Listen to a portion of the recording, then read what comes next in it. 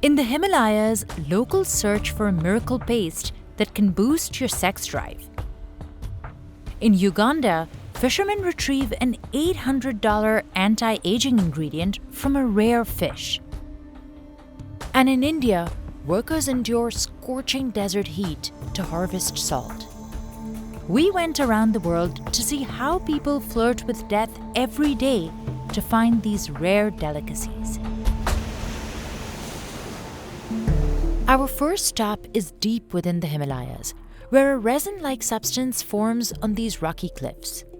Locals say the paste, called Shilajit, has dozens of health benefits.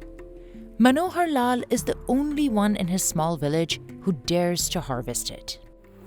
हमारे गांव का कोई बंदा इस पहाड़ी में जाना नहीं चाहता, बोलते ये डेंजरस काम है. Today, he's heading out with his son Lakshmi and their friend Aditya.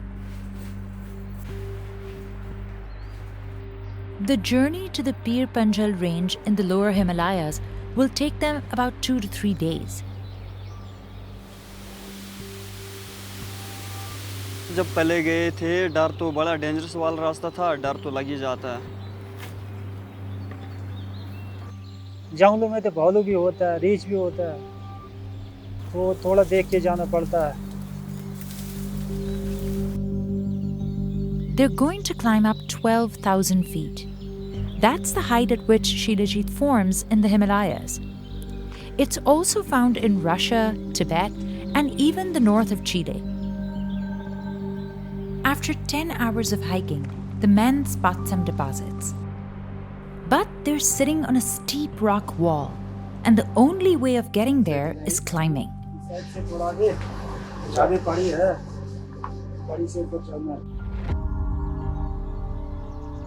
Now, Manohar is on his own. He uses nothing but his own body for support. It's mind over matter, walking on the edge at 12,000 feet. Danger से आस्ते-आस्ते से जाना पड़ता, देख के जाना पड़ता है. अगर कहीं फिसल गए तो मर भी सकते हैं, गिर जाते हैं.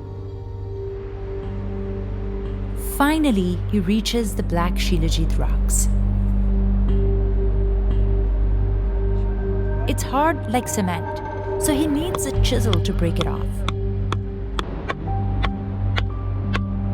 They're found in the cracks and crevices of mountains where rain and snow can't get in. ये समझो पत्थर की चर्बी. It forms when microorganisms decompose certain plants over centuries. What's left behind is Shilajit. मान लो जिस तरह गाय का मूत्र की खुशबू होती है, इस तरह शिलाजीत की भी खुशबू होती है. चख के भी पता चलता है कि शिलाजीत है. ये कड़वी होती है. Manohar usually extracts it in spring and then again in fall before the snow can get to it.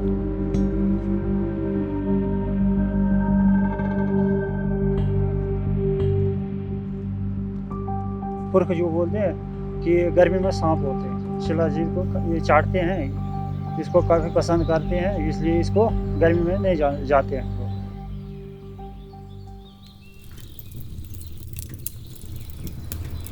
After collecting about 500 grams, they call it a day and set up a camp to stay overnight. Everybody is trying to be healthy and eat good food. तो उसकी वजह से लोग चाहते तो हैं उनको शिलाजीत मिले. Shilajit has its roots in Ayurvedic medicine, which originated in India over 3,000 years ago. It's a traditional healing system that uses natural products, and ancient texts talk about its healing powers. But Shilajit can't be eaten in its raw form, so Manohar first cooks the rocks. They dissolve in boiling water. He filters out sand and other impurities. हम इसकी filtration करते हैं around कई बार 2 बार, कई बार 4 या 5 बार भी करनी पड़ती है जब तक हमारे को दिखे कि कोई भी इम्प्योरिटीज़ जो हैं वो उसमें नहीं रह गई हैं. Here in Kashmir, they have a unique recipe for it. पुराने शास्त्रों में भी लिखा है और पुराने ट्रेडिशनली जम्मू एंड कश्मीर में इसी तरह से शिलाजीत बनाते हैं कि उसमें थोड़ा सा गौमूत्र, थोड़ा सा देसी घी, थोड़ा सा गंगा जल और थोड़ा सा शहद डालते हैं. The remaining mixture gets sticky as it hardens, forming an edible Shilajit paste. Research in Shilajit is limited, but Ayurvedic experts say that it is rich in metallic compounds, minerals, and nutrients. And it's especially effective for treating infertility. They did find that the sperm count increased. They also saw an increase in testosterone levels, as well as things like energy, muscle growth, not just in men, but also in women. It also contains fulvic acid, which is said to boost immunity and reduce inflammation. इसको खाने से 10-15 दिन के बाद लोगों को आराम आता है. And some studies show that Shilajit could help treat cognitive disorders. With Alzheimer's, it's been shown to decrease the accumulation of the tau protein. And the tau protein is the protein that accumulates increased plaques in the brain and leads to Alzheimer's. Like most dietary supplements, Shilajit is not regulated by the FDA. And there are tons of fake products on the market. So Aditya Sumbriya ensures that his products are the real thing by going along with Manohar on the hunt. Scarcity है इसकी, बहुत rare है, बहुत difficult है इसको ढूंढना, तो उसकी वजह से मतलब मैक्सिमम लोगों को ओरिजिनल चीज़ नहीं मिल पाती है. The fakes usually come in powder form and may be adulterated with coal and fertilizers. Others contain a mineral wax called azocarite, which looks like Shilajit but has no medicinal value. The most potent kind of Shilajit is said to contain traces of gold. But it's very rare and expensive, selling for about $60 for just 2.5 teaspoons. The overall market for infertility supplements like Shilajit is also booming. It's expected to reach $3 million by 2030. Still, some places like Whole Foods have banned Shilajit altogether.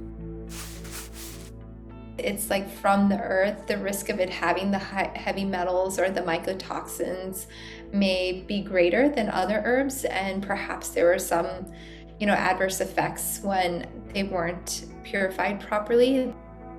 That's why experts say it's best to check the product's authenticity by asking for a certificate of analysis. And usually this document is a simple document. It's just what they've done to make sure that what you are purchasing is what it is, in fact. And the second piece of it is also just looking at what testing have they done.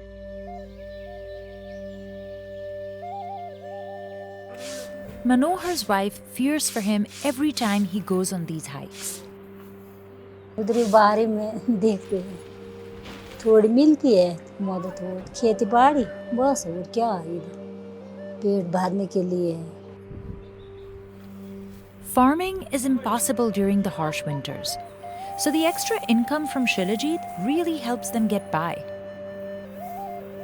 पता नहीं पापा कैसे चलते हैं, लेकिन हाँ इतना पता है पापा रिस्क में ये वो उठा लेते हैं, क्योंकि हमें स्कूल मतलब फीस ये वो सब कुछ है तो उन्हें करना ही होता है. Shilajit is part of the family's daily diet too. Manohar boils milk and adds it in. एक बार मेरा ये फ्रैक्चर हो गया था पाँव, उस टाइम पर मैंने कोई 100 ग्राम खाया था. नेक्स्ट मेरे ख्याल में कोई 50% इससे फर्क लगा, नहीं तो मुझे 60 के लाठी के सहारे चलना पड़ता था. For him, using Shilajit is a tradition that goes back generations. पहले मैंने अपने दादाजी से सुना था, वो तकरीबन छोटा था मैं, तो सटोरी लगा देते हैं, ऐसे ऐसे पहाड़ी में शिलाजीत होता है. Now, he's happy to say he's continuing that legacy. Meanwhile, another superfood is taking the world by storm, but this one is known for its anti-aging properties. It's called fish maw, or the swim bladder of a fish, and it's one of the most expensive dried seafood products in the world. These days, it's caught mainly in Ugandan waters. Po Wing Hong Food Market in New York City's Chinatown has been selling fish maw ever since it first opened in 1980. Today, it specialises in rare dried seafood delicacies. Sophia Sao runs this shop with her parents. She says that these days, fish maw is so rare that they have to buy it in bulk as soon as it becomes available. Usually we request a certain size and certain type of fish maw because we know what sells the best. And we usually maybe get 50% of what we request because the demand is so high. Fish maw, or swim bladder, is an organ that enables fish to control their buoyancy. Fish maw is traditionally considered one of the 4 treasures of Cantonese cuisine, along with shark fin, abalone, and sea cucumber. Zhao Xiong, who has worked for Po Wing Hong for 10 years, supervises the dried seafood department. He's an expert on the 4 treasures. 係非洲嘅淡水鱸魚膠嚟嘅，一般嘅花膠咧係稍微有一種偏黃，跟住咧佢係有一種非常之半透明嘅咁樣一種狀態喺度，所以咧佢嘅年份咧越耐咧，佢嘅花膠係越厚。 跟住咧，佢所含嘅膠原同埋蛋白質咧係非常之豐富，同埋咧佢所含咧各種嘅微生物咧、磷咧、鈣咧呢啲微生物特別豐富啲。The store orders all of its fish maw from a USDA certified broker who works directly with traders and fishers in Southeast Asia, South America, and Africa. Usually when we order fish maw, it's about 30 to 50 pounds per case, and general prices are between 4 to 8,000 depending on the quality of the fish maw. They resell it for anywhere from $200 to $800 per pound, depending on the type and quality. The Chinese bahaba, or large yellow croaker, was a main source of fish maw for decades. But in 1989, the Chinese government designated it a Grade 2 state-protected species. And in 2006, the International Union for Conservation of Nature also assessed the fish as critically endangered. Today, the majority of fish maw is imported from other countries, including Uganda, where fishing for an invasive species called Nile perch on Lake Victoria has become a lucrative business for locals like Amber Francis. It's early morning on Kisima One Island in Jinja. Amber is packing up his bait and hooks and preparing his boat to set out on Lake Victoria. He's worked as a fisher here for the past 10 years.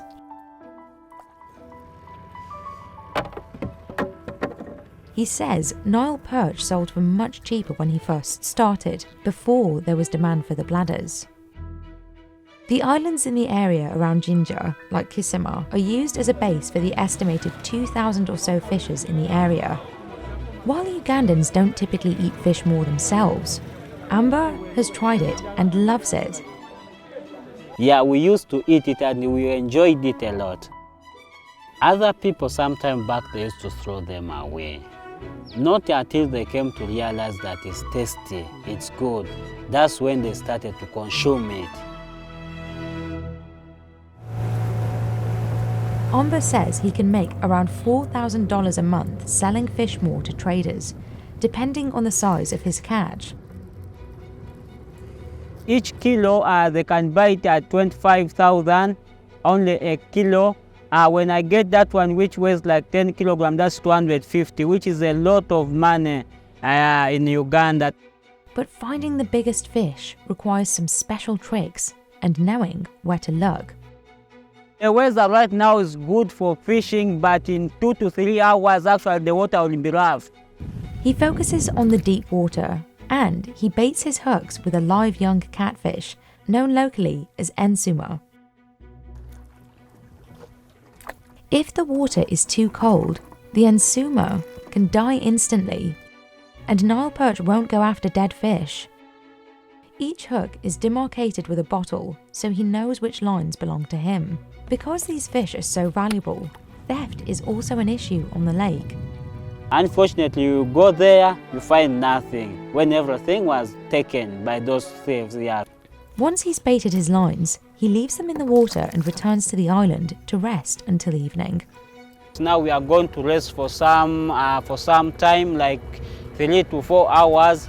After, we come back and check our hooks, what we have put there, to see whether there's Nile perch on it.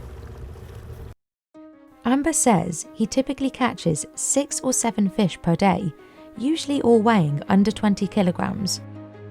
The biggest one he has ever caught was a massive 98 kilograms. I feel good when it pulls me. Yeah, actually I enjoy it, like a game to me. Today, he caught only 6 fish, but the biggest one was about 30 kilograms. Expected to go to get more than this. Yeah, actually, it's a bad day to me. The fishers don't remove the bladders themselves.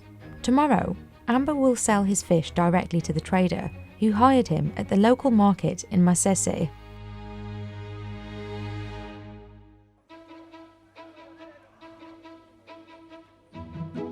Amber's boss is Hakim Magumba, who has been working in the fishing industry for about 23 years. He previously traded tilapia to buyers in Kenya, but he now works with Nile perch because it's much more profitable. Because I fish because I need fish more. Because fish more is like gold from my side. You understand?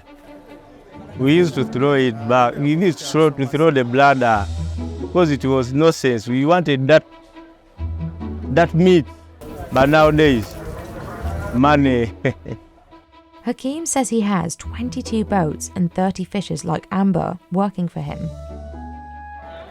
Once they deliver the fish to him, they are weighed, sorted and priced based on their size. This fish weighs 12 kilos. After weighing, we are going to cut it and see the bladder which is in it. The bladders must be removed and cleaned by hand. We sell it at the 500,000 Ugandan shillings. The rest of the fish doesn't go to waste. Hakim sells it to the locals in Uganda, where it's a popular delicacy. The more will eventually make its way to Chinese exporters who dry it and ship it to Hong Kong and other locations worldwide. Hakim is just one of many traders in the area trying to make a living in Fishmore with competitors all around him. We have like people from Kenya, people from TZ, their own competitors. Very many. Very many. Aside from the competition, Hakim says one of the biggest challenges the fishers in Uganda face is run-ins with local authorities. The guys who are in business of fishing, they don't have the license. So when you don't have license, you are caught with the soldiers. Crime is also an issue on land, according to Hakim. He says some of his colleagues have been robbed while transporting their goods to Chinese buyers. Theft is too much. Mostly on the roads when you're taking it to the Chinese. And getting into the industry is costly. Not everyone can afford the initial investment of equipment, which includes a government-licensed boat, an engine, plus regulation hooks and bait. Yeah, actually, it requires a lot of capital. Yeah, to deal in fishing Nile perch. Like me as a fisherman, just one boat I require like 15 million shillings. Overfishing has already been detrimental to many fish species around the world.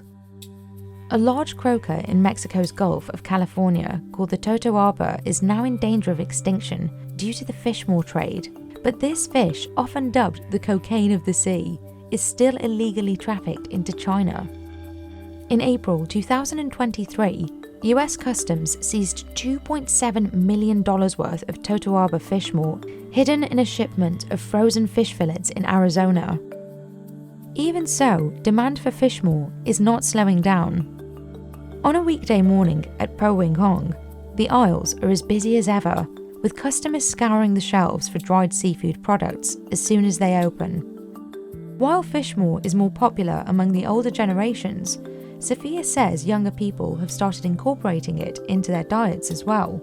I feel that nowadays a lot of younger people are eating fish maw because it reminds them of dishes that they have in the past, and it's a little bit of nostalgia. And also they want to embrace their culture and relearn the dishes that are really traditional. From China, we travel to Peru, where these men spend their days plucking another coveted seafood off wave-battered coastal rocks. And getting there is a trek. Every day, Arminio Lobato de la Cruz packs up his climbing gear and hits the road. Todas las mañanas me encomiendo a la mano de Dios, que Él nos cuide, nos reguarde. Yo sé que Él nos ha dado la vida y Él nos la puede quitar también.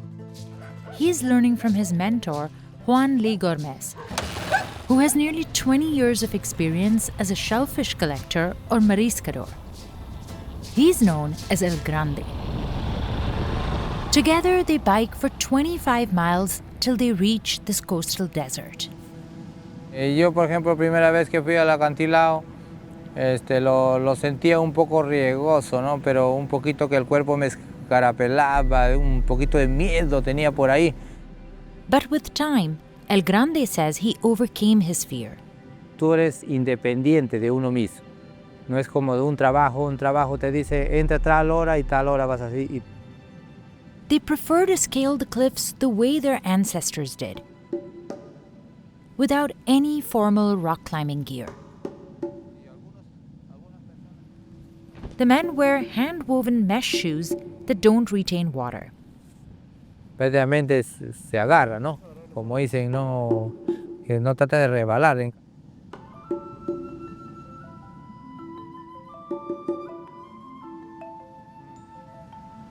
El Grande ties the rope around an iron rod that's hammered into the rock. This is the only thing that anchors them to these cliffs that are as high as 1,000 feet. Al inicio sí era un poco que le tenía miedo, ¿no? Pensaba que de repente ya no iba a regresar. Mira toca. Pero ahora sí ya tengo costumbre, ¿no? Lobato goes first. The two men take turns rappelling down using each other for support like a pulley system. Se hace fuerza en la soga bastante, tienes dolor de brazos.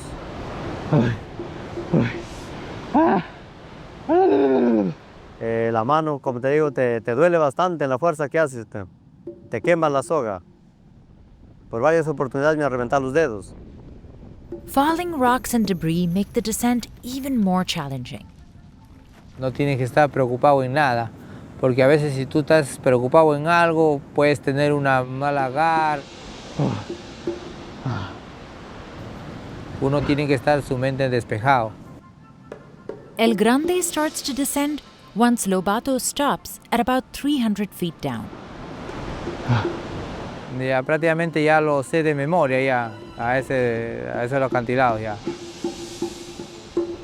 The rope isn't long enough to reach the rocks in one shot. So they carry more and tie it at different points along the route.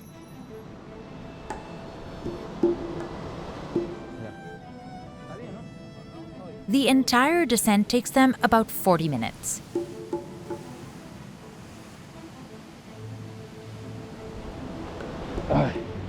Finally, El Grande meets Lobato at a ledge near the ocean.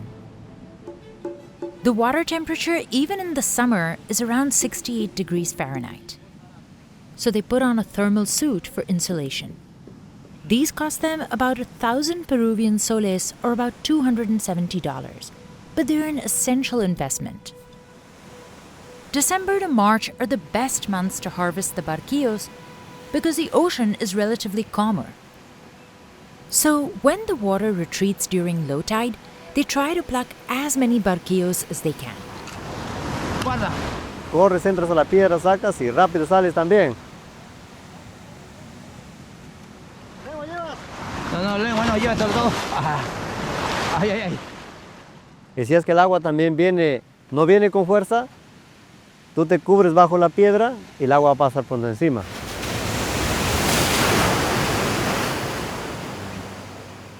Entonces tú estás protegido ahí y sigues trabajando. Saludos para Mimi, tienes que decirle. Ay. Córrete.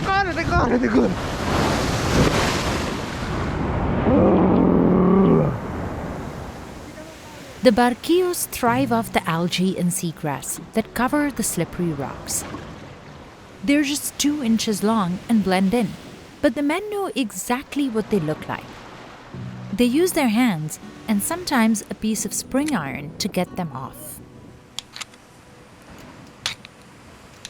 Que nosotros le sacamos punta para que el marisco lo hinquemos y sale el marisco. Sí, sin esto, el marisco se pega duro a la roca. Here in Peru, mariscadores were harvesting barquillos as far back as 600 AD, using rafts to reach them. The exterior shell is made of 8 plates that overlap slightly, allowing it to curl up into a ball. Inside, it has a radula or tongue covered with sharp, tiny teeth that help it eat the algae. They can live up to 20 years and are a natural source of food for birds, crabs, starfish, and more. Species of this mollusk are also found in Alaska, California, Chile, and the Great Barrier Reef. But today, there are only a dozen mariscadores left in and around Warme who collect the barquillo this way. Others, like Juan Obed Logimet, rent boats to get to nearby tidal pools. But that's expensive and much slower. Mariscadores also say they can access more locations by climbing up and down the cliffs. But Juan can no longer do that. Last year, a wave thrashed him on these rocks, permanently injuring his knee. Me gira el cuerpo, me tumba y tráxalo. Yo quise pararme y ya el dolor era insoportable. He uses a different technique to catch the shellfish with special bamboo sticks or cañas. He attaches an iron hook on one stick to scrape off the barquillo, and a mesh net on the other to catch it. This helps him reach deep into the rocks while staying away from the waves. Mar, tú tienes que saber las corrientes en las cuales está en ese momento, ¿no? Hoy día puede estar el agua bien buena y mañana puede estar hecha un león.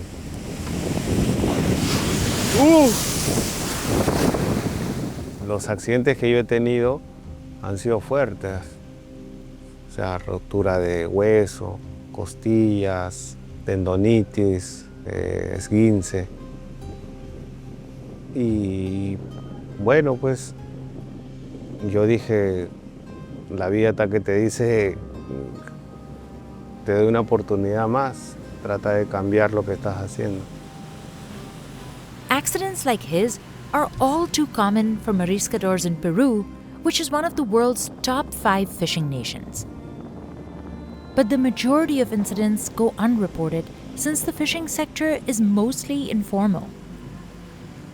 Hay muchas cruces que los familiares han puesto en el filo de los acantilados, como recordatorio de los que han muerto ahí.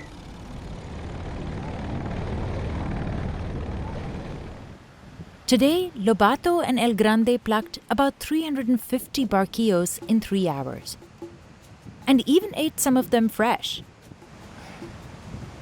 If they're in the shell, they can stay alive for a couple of days. But mariscadores often deshell them so their load is lighter. Pulling themselves up after a whole day of fishing is exhausting and takes the most stamina.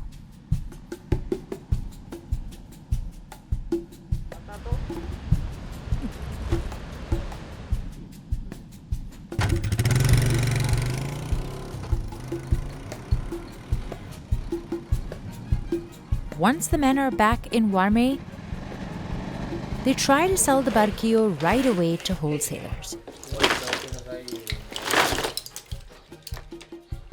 Es rico, pues saladito, es el sabor al mar, ¿no?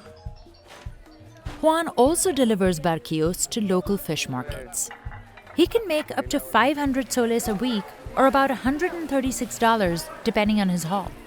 In this part of Peru, that could pay for a week's worth of groceries for a family of 4. Ya, listo, Carmen. Muchas gracias. Juan's family also runs a seafood restaurant that serves ceviche, the national dish of Peru. It's usually a mixture of raw seafood and fish with onions and citrus juice. But restaurants in Warme are known for making it with only shellfish. Foodies from all over the world travel here to try the famous version of ceviche.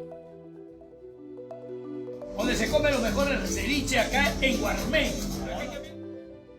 El barquillo, por ejemplo, es una comida wari antigua de nuestros incas, nuestros antepasados ya comían ceviches de marisco. Lo hacían con guanábana y con maracuyá, que es algo agrio, ácido, y lo convertían en su ceviche. And while this is a local treat found in every corner of Guarmey, mariscadores like Juan feel forgotten. Y la gente queda maravillada, pero no sabe qué hay detrás de todo ese trabajo que se ha hecho para que llegue a su mesa el marisco. There are other jobs in the area in mining and agriculture, but El Grande and Lobato say shellfish hunting is the most lucrative for them right now. No me importa el peligro, ¿no? Lo que me importa es que mis hijos sean profesionales. Si es que mi trabajo es desesperarme y hacer plata para que ellos estudien, tengo que agarrarme fuerte y que no me pase nada, ¿no? Porque tengo que llegar bien a casa. The Pacific Ocean is also home to another delicacy called geoducks that only experienced fishermen can catch. Traditionally, geoducks were part of the diet of indigenous communities on the Pacific coast of North America. The discovery of large, deep-water geoduck colonies in the Pacific Northwest in the mid-1960s paved the way for the commercial geoduck fishing industry. The clams sold for about 20 cents a pound and were used in chowders or ground into burger meat. I used to trade a crab fisherman for crab, and he would take my geoduck, the darker geoduck we would trade, and he would use it as crab bait. But in the 1970s, a Japanese-American exporter had the idea to market the clams in Asia. Soon, wealthy people in China and Japan were buying them up to show off at social events. By the 1980s, Japan was the biggest importer of geoduck.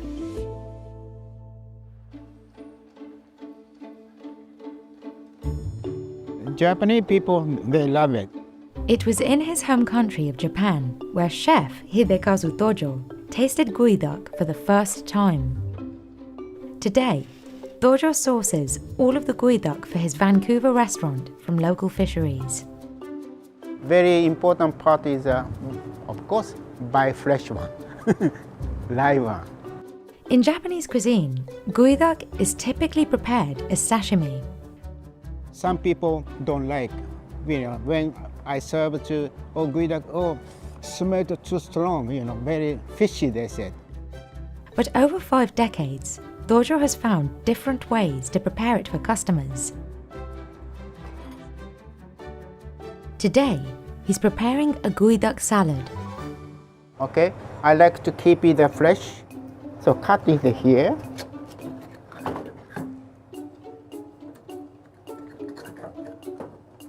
Slowly come up. Just like this.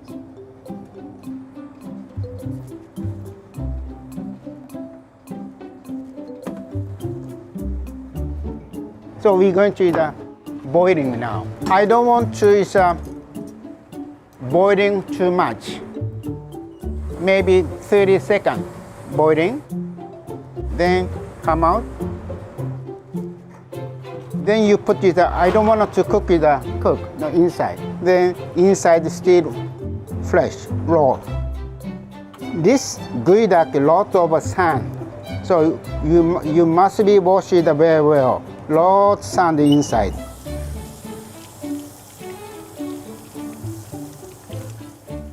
Tojo says because of its unique look and flavour, many of his guests weren't interested when he first put it on the menu. But his dishes have won them over. Before people eating, tastes good. What's this? I said, geoduck. Really? I don't like geoduck usually, but now they love it. And also presentation looks beautiful. People, I want to try.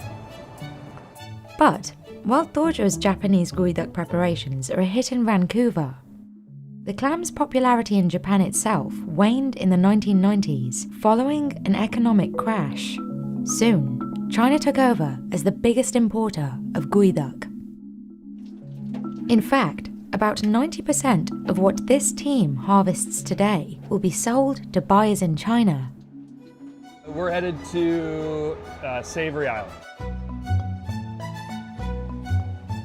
Where we're going is actually an enhancement site that the Underwater Harvesters Association set up years ago to help create more stock of geoduck. Geoducks are rare. They only grow in specific waters along the west coast of North America. One of the hotspots is in Canada, off the coast of British Columbia. Eric Jacobson works with the Underwater Harvesters Association, a non-profit organisation that represents 55 geoduck licence holders in British Columbia. When I first started, it was didn't know much about geoduck, so it was very much a mentorship type of training where it's time on tools, time in the water. Today is one of the last harvests of the year. Generally are shooting for 1,000 pounds a day or more. Geoduck fishers harvest from both wild and farmed beds. It takes 5 to 7 years for the clams to grow big enough for commercial harvest. So this site that we're going to in particular was planted in 2013. So these clams are 11 years old and they should be around 1.5 pounds. That's usually around 850 or 900 individual pieces. Since geoducks can only be harvested by hand, skilled divers are the backbone of the industry. It can take months to learn how to pull the clam from the sea floor. I guess I did like 1 year and I was like super terrible, and then the next year I was like dramatically improved. When you start, it's hard to get a duck out. You're like digging and not getting it out, but once you fish to like hundreds of pounds, it starts coming out pretty easy. Travis Paulson has been diving for geoduck for the last 12 years. But they're not so easy to come by. That's because geoducks bury themselves in the ocean floor. If they're not showing, then you're running around lots and not getting any ducks, and it can be a little frustrating. Divers use a stinger to pump water into the sand, which uncovers the clam so they can gently pull it out.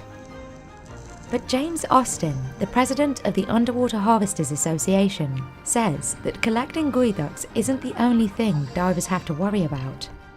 One of the most common risks divers face is decompression sickness. This happens when they transition from a high-pressure environment to a low-pressure one too quickly. As a diver moves deeper underwater, nitrogen bubbles collect in their body. They need time to release those before they reach the surface.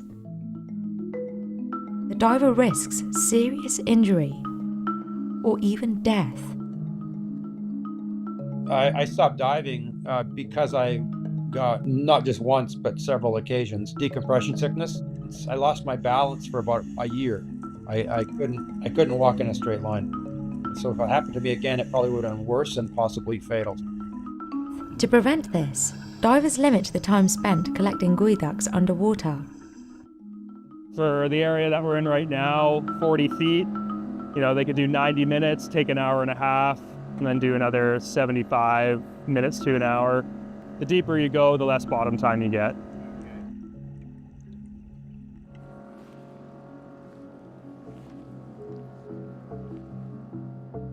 It's a race against the clock once the geoducks are on the boat.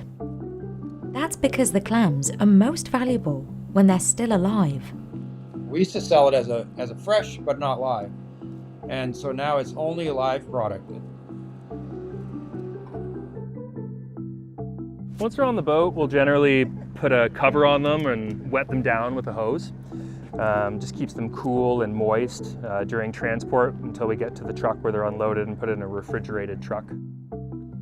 Geoducks are separated and ranked on a grading scale, with A being the best.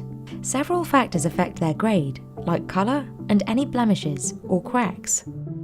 And of course, size matters. Generally, you're looking for a nice white shell, nice white meat. You can see that these ones are fairly white. This one's a little darker. You can see the shell here. It's also a little darker, whereas on these ones, it's quite a bit lighter. As they get older, they can start to have different varieties of visually things that are unappealing. The China market is quite sensitive to the different grades. All the grades have different pricing. Most of today's harvest will be flown directly to buyers in China as early as tonight. They're very sensitive to environmental changes, so we have to have climate controlled all the way from the vessel to the truck to the plant. You know, that was a lot of innovation to shipping them to make sure that they arrive healthy and alive. It arrives into the China market alive, and it's good there for about 3 to 5 days in the markets in China. That refrigeration is pricey. It costs roughly $7.3 million a year to ship geoduck overseas. These transport costs are a big part of the reason the clams are so expensive. In British Columbia, a geoduck costs about $18 a pound. Some high-end restaurants in China sell it for 8 times as much. Since the 1990s, China's love for geoduck, especially during holidays like Lunar New Year, has kept the industry in British Columbia booming. We are very dependent on the Chinese market. It's hard to replace that demand. The Chinese economy is got some hiccups right now, and I'm hoping that can get sorted out, but it's definitely, the economy has been not as strong as it used to be in the past, for sure. With rising unemployment rates and unstable real estate and stock markets, more Chinese households are choosing to save rather than spend on luxury goods like geoduck. If the economy is slowing, incomes are going to go down, the economic mood is going to go down, and that feeds into the demand for the commodities. The issue here is that China is such a big market that even such adjustment may not be able to make up for the potential decline that we are going to see from China. The Underwater Harvesters Association says this economic slowdown has caused a downturn in sales of geoduck to China. But shifting demand isn't the industry's only concern. Canada is working to protect its coastal environment through the 30 by 30 initiative, a plan to conserve 30% of the country's coastline by 2030. Part of that commitment is the Northern Shelf Plan, which focuses on establishing marine protected areas throughout coastal British Columbia. James says this could have negative effects on BC's geoduck supply. It is almost the entire north coast, and it's the most productive areas that we harvest of geoduck. That is the areas that have been targeted to close. The Underwater Harvesters Association says these regulations could cut off nearly 40% of the harvestable areas and slash the industry's revenue by $20 million. These are jobs that are relying on the ocean and the land, and those are the areas that are surrounding your coast. But the Canadian government says these measures can provide better protection for marine species and help them adapt to climate change. Canada's Department of Fisheries and Oceans told Business Insider it has worked with commercial and recreational fishers on the MPA Network Action Plan and will continue to do so once it's implemented. The reason I support protection is that it is like buying insurance for your business, right? You know, it's painful to pay the premium, but the day you need it, that's when it's the best day, right? So when we talk about protection, it's actually to create resilience and to support the whole system so the industry can be protected when you have shocks. Shocks like the growing danger from red tides, occurrences when algae in seawater grow out of control and become toxic. This causes paralytic shellfish poisoning, or PSP, in animals that eat algae, like geoduck. So PSP is something that is actually getting worse in our environment. We've had an area on the west coast of Vancouver Island that has had PSP since June. When PSP levels are too high, the geoducks are considered dangerous for human consumption and can't be sold. And if red tides become more common, they could limit the supply of geoducks available for sale. I'm getting a little nervous, but that's the risk with the fishing business. It's caused issues for the geoduck industry before. In 2014, China imposed a 5-month ban on geoduck from the US after finding high levels of PSP in 2 shipments. The Underwater Harvesters Association now spends $750,000 on PSP sampling every year to prevent this from happening. It's a big concern for us, and we really try to work around it. We have so much time and effort spent on PSP sampling to ensure that we're not sending anything that's contaminated. But Rashid says the best way to mitigate these environmental issues is to address them at the source. The way to deal with it is not to insist that you don't need regulation. So they need to combine forces to really try to deal with this. Taking good care of the natural system is crucial. Without the Geoduck, there's no show, there's no business, no revenue, no nothing. And methods like this have worked before. When warming waters and reduced oxygen killed nearly all of Baja California's pink abalone population in 2010, stock from a nearby protected area helped replenish the region's population. But if it's done well, actually in the long run and medium term, it is going to support the fishery. So we get that infinity benefit.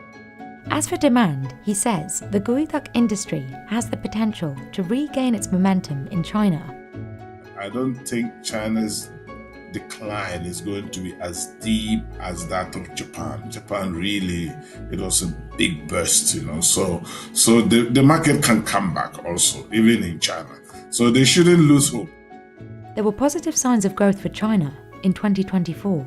James is confident that China's economy will fully bounce back and give geoduck a boost there once again. Once the economy turns around in China, it might not happen overnight, but the economy in China will come back. There's just too many people there. In the meantime, the association is expanding into new markets, working to build demand outside of China. We are currently shipping and developing markets into Europe. We've done promotions in Paris, we've done promotions in Holland, we've done promotions in London to raise awareness of Canadian geoduck. So we are working on that. My hope for the future is that we can continue the very good sustainable fishery that we have today. From the biggest cities to one of the most remote places on Earth, some researchers are trekking into the Amazon to uncover the biodiversity hidden in the world's largest rainforest. These men in Brazil scale some of the tallest trees in the Amazon in a matter of seconds. Their mission? To collect samples of rare fruits and branches and data on birds and monkeys. Coisa que é muito arriscada, é por isso que lá na instituição tem pouco escalador.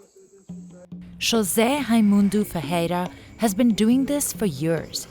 He climbs trees as high as 164 feet, nearly the size of a 14-story building. His safety equipment is minimal. He only uses a harness, a rope, and thick rubber-soled boots. A minha focalização mesmo é isso aqui, ó. Coleta, instalar a câmera na copa das aves, tudo isso aí eu faço, né? Sempre eu faço um pouco de cada, né? Mas o que eu gosto mesmo é de fazer as coletas. Much of what is hidden among this thick foliage has been a mystery for decades. Por exemplo, as estimativas sugerem que 60% das espécies só de árvores são desconhecidas para a Amazônia. Ou não estão nas coleções biológicas, ou não têm nome científico, ou estão nas coleções biológicas, mas ainda não foram estudadas e não têm nome científico. Researchers say most of the climbers' work is done in the name of science. É importante vir para cá simplesmente para inventariar as plantas, os bichos, né, a biodiversidade que ocorre nessa região. But every time Ferreira climbs, he's putting his life in danger. He says he's had surgery 4 times after his ligaments were damaged. He has no contracts, health insurance, or social security. Although the pay is minimal, Ferreira says there are so few tree climbers, he's usually fully booked all year. Despite the risk, he has no plans to slow down and wants to pass the baton on to his children. In many countries, risky jobs are commonly passed down from one generation to the next, especially when it comes to harvesting lucrative ingredients like desert salt. In India, more than 6,000 families farm it by hand. India is one of the world's largest producers of salt, and a third of it comes from deep in this desert. The dry, cracked land of Little Rann of Kutch was once a seabed. Today, over 6,000 families live in this desert, farming salt by hand. They're known as the Agariyas, and they've been salt producers in this harsh environment for generations. તાપમાન જેલવી એકતું હોય ને ઈ જ માણા રહી શકે. એક તો તડકાનો તાપ અને એક નીચે જોઈ તો મીઠાનો તાપ. The air can reach up to 118 degrees Fahrenheit. And the land they work on is so salty. ચામડીના રોગ થાય, પગમાં ચાંદા પડી જાય, ચલાય નહીં. All to earn just $4 a ton. That same salt will sell for $260 a ton as table salt, soap, or detergent. मेहनत इतना करता है अगरिया, इसको इतना पैसा नहीं मिलता जितना कि वो इंडस्ट्रीज वाला है, वो पैसा इन्वेस्ट करके मुनाफा कमा रहा है. लागे से घणो फकीने क्यों. The Agariyas have faced a long history of mistreatment. But that stigma continues, and this is why, the salt farmers still continue to do this job. રણમાં કામ ન કરી તો અમે ખાવીશું ઘરે રહેવી તો. There have been government efforts to change things in recent years, but many still live in poverty. We went to India to learn how the Agariyas became trapped in the big business of salt. Thousands of years ago, this area was part of the Arabian Sea. अपना जो सौराष्ट्र और Kutch 2 island थे, लेकिन जो changes आया काफ़ी साल पहले, उसमें सौराष्ट्र का प्लेट ऐसे डाउन हुआ और कच्छ का ऐसे डाउन हुआ, तो बीच वाला पार्ट एक हो गया और वो डेजर्ट बन गया. It was still waterlogged though, as part of the Indus River Delta, but an earthquake in 1819 changed the direction of the river. And therefore this entire area got dried up. But the water that still sits underneath the mud is 10 times more saline than seawater, making it a perfect place to farm salt. It was considered as a commodity which is equivalent to gold. And the Agariyas have been working here ever since. Monsoons fill this area with water starting in June. It can take another 4 months for the waters to recede. That is when the salt farmers come into the picture. Bhavna Harchandani is a research scholar who lived with the salt farmers for 7 months. The Agariyas arrive every year in October. પહેલા મહિનામાં તો અમારે ગારા કામ જ કરવાનું એટલે રણ ભર્યું એટલે અમારે પહેલા ચાલીને જવું પડે 1 મહિનો. Patadia Gugabhai and his wife carry everything they'll need to live in the desert for the next 6 months, including supplies to make their huts, clothes, farming tools, and all their food and water. અને અત્યારે હું રણમાં રહું છું કારણ કે આવા જવામાં તો મોંઘવારી પ્રમાણે જોવા જઈએ તો ઘણું ઓલું થઈ ગયું, મોંઘવારી વધી ગઈ છે એટલે રણમાં રહીએ છીએ. First, they have to find the key to this whole operation, salty brine water underground.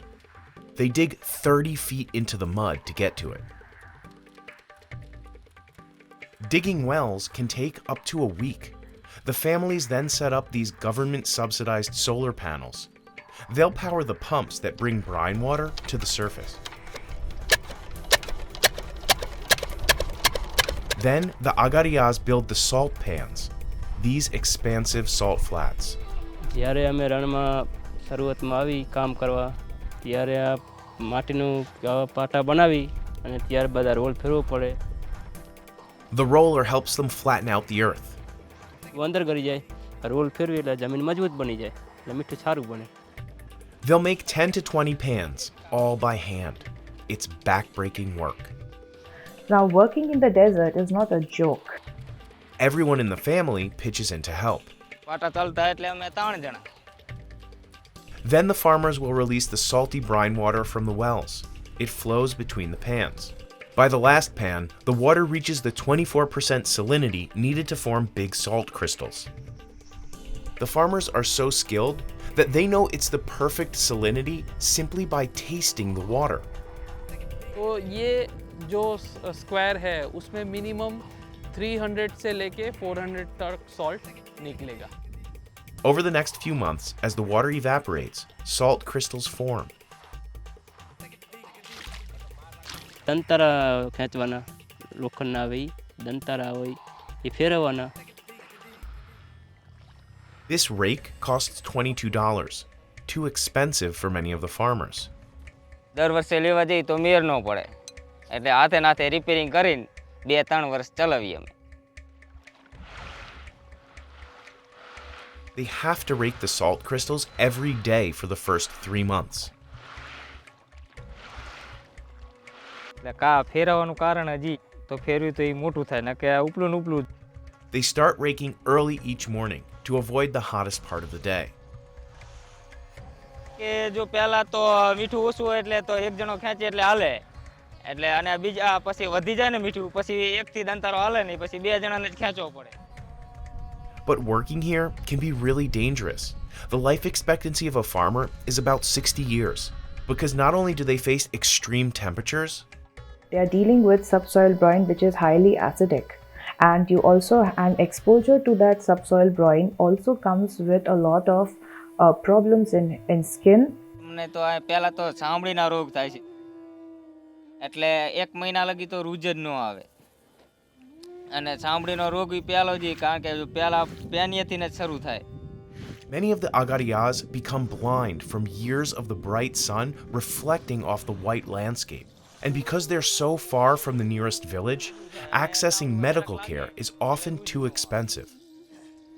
અમાર નાના જો આવડી તો મીઠું છોટી ગયું ને તે ભાંગતા હતા અને એમને પગે જાણકી ફોડકી દઈ ને પછી મીઠામાં તો રૂજ આવે જ નહીં રણમાં એટલે પછી વધતું ગયું જો દવાખાને લઈ ગયા તે તોય ન મટ્યું 1 વર્ષ 2 વર્ષ થી 2 વર્ષ લગી એમને એ ફોડકી મોટી મોટી થી આખો પગ હડી ગયો પગ પછી કાપ્યો પછી 3 દિવસ જીવા 3 દિવસ પછી ડેથ હો ગયું. Despite these conditions, the agariyas live and work out here until spring, when the salt is finally ready. They harvest 3 times. The first produces the best quality salt. They leave in April, usually with over 1,000 tons of salt, and they'll sell it to a trader like Rafiq Rahimbai. नमक रण में से लेता हूँ, खरीदता हूँ. खुद का कोई प्रोडक्शन नहीं है. अगरिया से मैं खरीदता हूँ. His team picks up the harvest with trucks. Once it arrives from the Ran, उसको हमारा ऑफर में डालते हैं. उसके आगे हम उसको क्रशिंग करके दोनों स्क्रू में वॉशिंग करते हैं. वॉशिंग करके हमारा सेंटीफिश के अंदर नमक जाता है और सेंटीफिश वो पानी अलग कर देता है और नमक को अलग कर देता है. Rafiq employs 200 workers at his factory in Tikar, processing and packaging salt. He says he loses about 20% of the salt during the washing and draining process. फिर उसको हम उसमें अंदर आयोडीन डाल देते हैं. आयोडीन डाल के उसको क्रशिंग करते हैं. It gets packaged and sold as edible powder salt and as crystal salt to be made into soap, detergent, and baking soda. This whole process refines the salt and makes it more valuable. So Rafiq can sell his product for upwards of 60 times what the farmers make. Bhavna says in the time she lived there, she saw salt traders working together to pay as little as possible. If I am a farmer, if I go and argue that this price is too low, I need more, he will say, okay, don't give me your produce, go to someone else. And then that man, the trader, will go and tell the other trader, if this man comes to you, don't take his produce. Rafiq denied taking part in such practices and says farmers can negotiate their prices. Agaria लोग हैं वो जिसको समझो जिसको देना होगा वो देगा. ऐसा कोई बंदी का नहीं कि मेरे को देना पड़ेगा दूसरों को भी देना पड़ेगा. Rafiq says he pays the farmers above average, between $5 and $8 a ton, but Insider could not confirm that.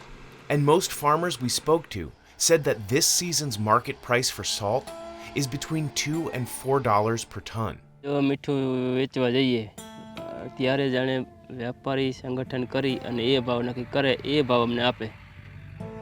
That means in a good year, a family will earn just over $4,000 for 6 months of grueling work. But this doesn't pay for all the expenses they have as they prepare for the next harvest. So at the start of each season, many agariyas have to come back to traders like Rafiq and ask for a loan to help them get through it. However, that taking advance has now made them fall into the vicious trap of loans and debts. This is the reason why they are unable to come out. That means in a good year, a family will earn about $2,000 for months of grueling work. That's well below the poverty line. The Agarias have never really had control over the salt they farm. The British classified the group under the Criminal Tribes Act of 1871, basically branding all members as criminals from birth. But many historians say it was really a way to control tribes that were poor, low caste, or didn't support colonial rule. The law gave police the power to monitor the Agarias' movements and arrest them with little cause. The British also owned this land, so even though the farmers were still allowed to work here, the British would take the salt to England, process it, and sell it back to Indians with a heavy tax. The salt farmers, they were not supposed to take their salt out from the region. So what the women used to do, they used to hide the salt crystals in their petticoat, and then they would take it out because salt was expensive. Many Indians couldn't afford the taxed salt, even though it was a staple in their diet. If you cut off the salt supply, it's like, you are raging a war. It got so bad that in 1930, Mahatma Gandhi organized one of his most successful acts of civil disobedience, a 240-mile salt march. As he moved from town to town, it seemed that all of India was behind him. 60,000 protesters were jailed, including Gandhi himself. Salt would be contested until India's independence in 1947. After British rule, the Agarias were denotified, meaning they were no longer classified as a criminal tribe. But that stigma continues. With few other options, they were trapped, producing salt. This is why, the salt farmers still continue to do this job. And they're still working on land they don't own. After the British left, the little Rann of Kutch was taken over by the government, which leased it to the Agarias. However, the government has stopped renewing their lease. And in 1972, most of the area became a protected wildlife sanctuary. Therefore, they are illegally producing salt. They are considered as illegal. But the government has an unspoken agreement with the community, allowing them to keep farming around the protected areas. The government even provides equipment, like the subsidized solar panels and boots to help protect against foot infections.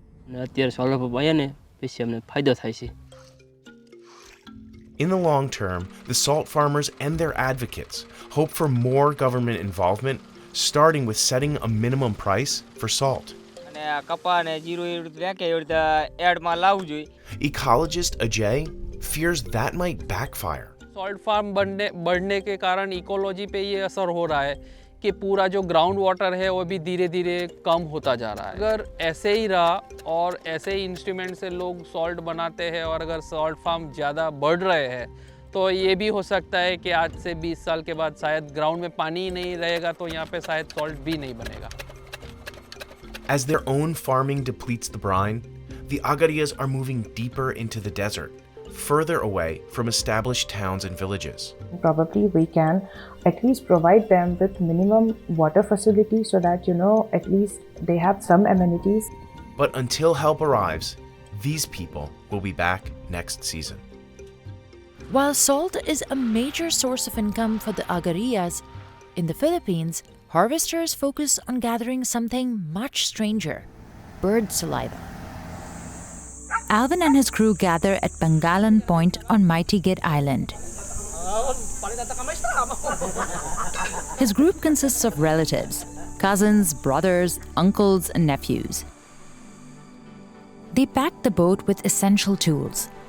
Lubid, flashlight, buho na gagamitin na panungkit. And they're heading to Nabat Island. It's one of the 7,000 islands that make up the Philippines, and it can only be reached by boat.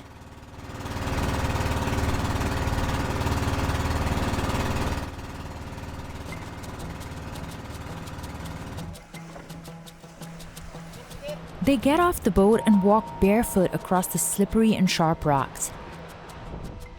They make the ladder as they're climbing up. They tighten the bamboo with rope. Then they attach a piece of wood called kalitang to the ladder. Yung pinakamahirap gawin talaga dyan, yung pag-akyat. Siyempre, hindi mo pa alam kung maganda yung pagkasabit ng kalitang. Kumbaga, sinabit. Tapos, hindi sure kung anong pagkalagay nun doon. Kaya medyo sa pag-akyat mo, medyo alanganin ka pa, baka biglang matanggal. The stakes are high. Tingin namin sa mga tao sa baba na mga kasama namin, parang mga bata na lang. Tinitignan ko yung sabi ko, kunting pagkakamali lang talaga. Pag nalaglag, puro bato yung mababagsakan mo. Pag hindi na sa kondisyon yung katawan, wag natin piliting umakyat kasi siyempre buhay natin yung nakataya dyan. But advanced bushadors like him sometimes use little to no support, only their hands and feet.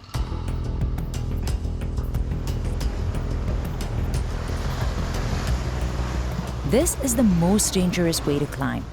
In the regional language, it's known as kagang kagang lang, or like a crab.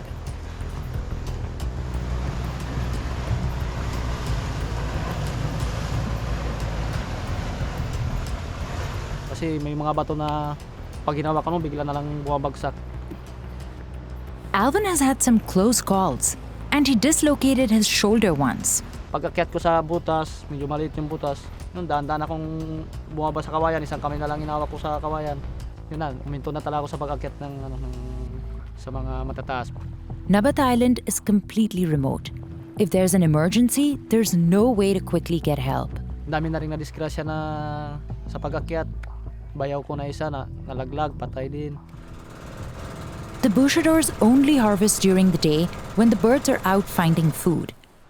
Sometimes the caves are lower and easier to reach, but the waves crashing against the cliffs present a threat. Nel!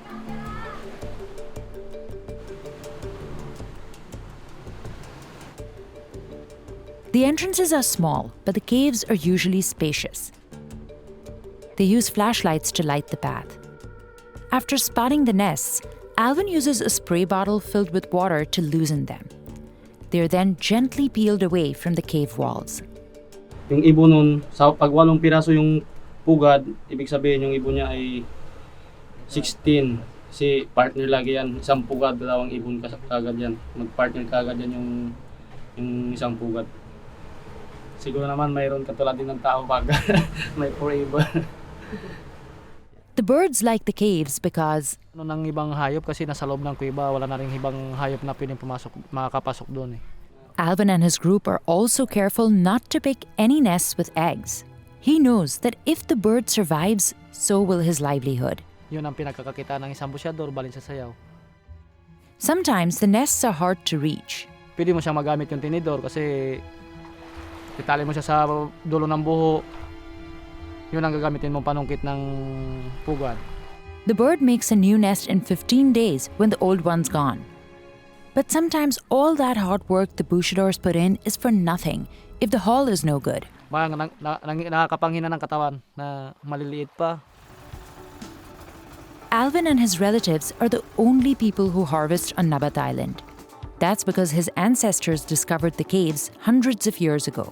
Pamilya na namin yung nangunguha dito hanggang sa ngayon. Nandito pa rin kami. Siguro may mga susunod naman sa amin. Pagtapos na kami, hindi na kayang umakyat. May susunod na naman ang mga bata na yung mga walang planong mag-aral. Alvin himself was only 9 years old when he went to the caves for the first time with his father, who was also a bushador.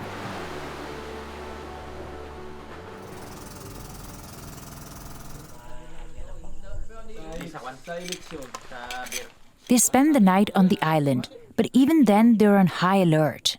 May mga sindikato, may mga baril, baka ma-baril kami. Swiftlet nests are only harvested from December to April, and Alvin can find as many as 2,500 in those 5 months. After harvesting, the bushadors clean them to remove any feathers or branches. Then they divide them by their hardness and color. Class A nests are the most profitable. They're typically white, dry, and made of pure saliva. Class B nests are not as white and may have some debris mixed in. And Class C nests are soft and yellow. Just 2 pounds of the best kind are worth about $2,900.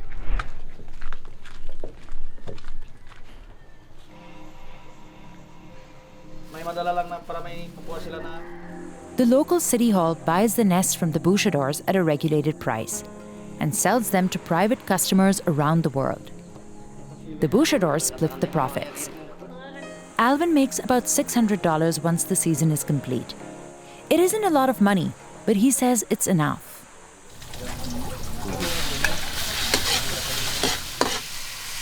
The nests are made from the hardened saliva of the swiftlet bird. Kahit makakain lang ng sariwa, pwede naman kainin yan ng sariwa. Doon, halimbawa, bang nililinis mo, pwede mo siyang kainin na... They are the main ingredient in bird's nest soup, a delicacy in China and around the world. A bowl can cost as much as $100. Sa tingin ko, yung kumakain lang ng soup ng balin sa sayaw, yung mga mayayaman din lang talaga. Yung mga katulad natin, medyo parang wala na lang. But today, Alvin gave in and tried some. Yung lumi. In recent years, demand for the nests and bird's nest soup has gone up. The industry is worth $5 billion. And many Southeast Asian countries have turned to swiftlet farming. They've set up structures that mimic the bird's natural habitat. Dark, abandoned buildings that feel like caves. And they use fake bird calls to attract the swiftlets. Bouchadors say they've noticed a difference in the number of swiftlet nests left in the wild. But they're not sure if it's because of farming or other environmental factors.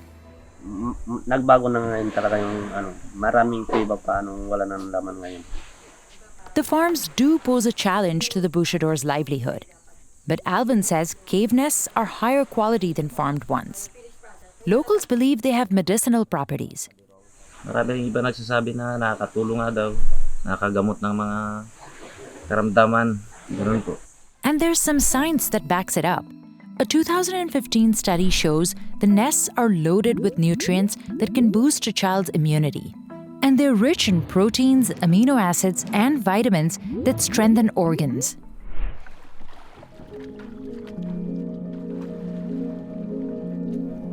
Alvin is finally home after 2 days of hunting for nests. The season is almost over. Kailangan ko ng pagiging isang busyador. Yun na lang kasi hindi ako nakapagtapos ng pag-aaral. Tapos unang-una ayaw ko rin magtrabaho ng malayo sa pamilya ko kasi mas kumikita na rin ako dito sa pagiging busyador. Nagdala lang ka na dyan. Ang salita niya. For the rest of the year, he earns a living by fishing. His wife, Marby, is relieved. Tapos ginagawa kong busy, lahat ng trabaho sa bahay, binibisi ko na lang yung sarili ko para ma-divert sa iba yung isip ko kaysa mag-alala, 'di ba? Kasi nga hindi mo naman mapigilan, yun na talaga ang kinalakhan ng hanap buhay. For Alvin, climbing the same caves his ancestors did is a great honor. Now he takes pride in carrying on the tradition. May isang negosyante talaga na gustong kunin ito yung isla. Gagawin niya ang resort na ipinaglaban ko talaga na na hindi niya pwedeng kunin kasi yun nga sa amin ito eh. Galing pa sa mga ninong namin.